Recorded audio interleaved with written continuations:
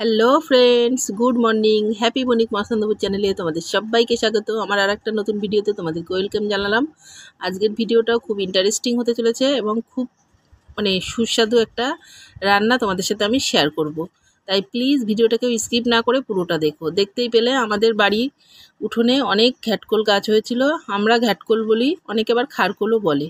সেই গাছ কেটে নিয়ে আসলাম, এনে ভালো করে কেটে ধুয়ে তারপরে দেখো ডাঁটাগুলো একটুখানি জল দিয়ে নুন দিয়ে সিদ্ধ করতে বসিয়ে দিলাম, মানে একটু ভাপ দিয়ে নিলাম।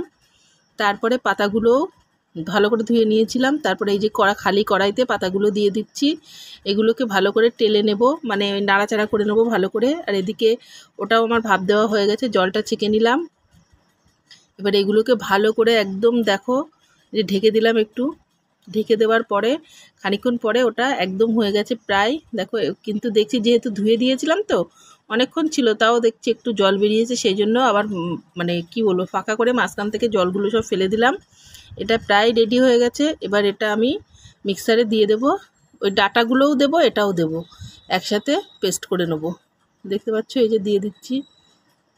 আর এর মধ্যে দেব কালো জিরে আর শুকনো লঙ্কা। খালি কড়াইতে ভাজবো, আগে শুকনো লঙ্কাটা দিলাম, সেগুলো ভালো করে ভাজা হয়ে গেলে তারপরে কালো জিরে দিয়ে দিলাম, দিয়ে ভালো করে নেড়ে চেড়ে ওর মধ্যে দিয়ে একসাথেই পেস্ট করে নেব। আর এর মধ্যে দেব 4 কোয়া রসুন। রসুনটাকে আমি আর এর মধ্যে দিলাম না, আমি ঘষুনিতে ঘষে নেব। এই যে দেখতে পাচ্ছ রসুনটা ছাড়িয়ে নিলাম, ঘষে এবার একদিকে কড়াই বসিয়ে দিলাম। কড়াইটা ভালো করে কিন্তু ধুয়ে পরিষ্কার করে নিতে হবে। বসিয়ে কড়াইতে তেল দিলাম, দিয়ে রসুন ফোড়ন দিয়ে দিলাম, দিয়ে ওই যেটা পেস্ট করেছিলাম খারকোল বাটা, ওই বাটাটা এর মধ্যে দিয়ে দেবো। নুন, হলুদ, মিষ্টি সমান পরিমাণ দেব। আমি এর মধ্যে কটা না কাঁচা লঙ্কাও দিয়েছিলাম, সেটা ভিডিওটা আউট হয়ে গেছে, বুঝতে পারিনি। ভালো করে নাড়াচাড়া করে অনেকক্ষণ ধরে একটু নাড়তে হবে, না হলে কিন্তু গাল চুলকানোর ভয় আছে।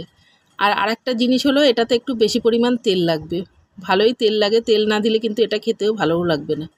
আমার এটা মানে খানিকটা হয়ে গেছে। তারপরে আবার দেখো ফাঁকা করে আমি আরেকটু তেল দিয়ে দিলাম, পুরোটাই রেডি হয়ে গেল একদম। ছেড়ে দিয়েছে, তেল বেরোচ্ছিলো যখন তখনই কিন্তু নামাতে হবে। নামিয়ে এই যে বাটিতে করে রেখে দিলাম। এটা গরম ভাতের সাথে জাস্ট অসাধারণ লাগে। আমার তো খেতে খুব ভালো লাগে। তোমাদের খেতে কেমন লাগে আর কে কে খেয়েছো এই খারকোল বাটা অবশ্যই কমেন্টে জানিও। এরকম করে রান্না করলে আর অন্য কিছু